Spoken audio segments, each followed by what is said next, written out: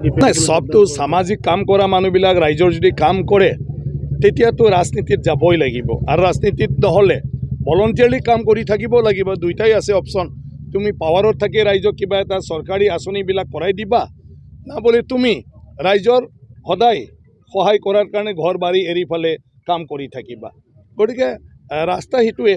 সামাজিক কাম কৰা মানুহৰ গতিকে ৰাজনীতিও এটা মানে সমাজৰ কাম কৰা গতিকে দীপেন বড়ো ডাঙৰীয়া আজি ৰাজনীতিত আহিছে মই শুভেচ্ছা জনাইছোঁ তেওঁ যাহাতে জীৱন্তত ৰাজনৈতিকভাৱে মানে দায়িত্ব লয় ৰাইজক সেৱা কৰি থাকিব পাৰে যেনেকৈ ছাত্ৰ সন্থাত থাকোঁতে কৰিছিলে গতিকে সামাজিক কাম কৰা মানুহবিলাক ৰাজনীতিয়ে শেষ ৰাস্তা বাকী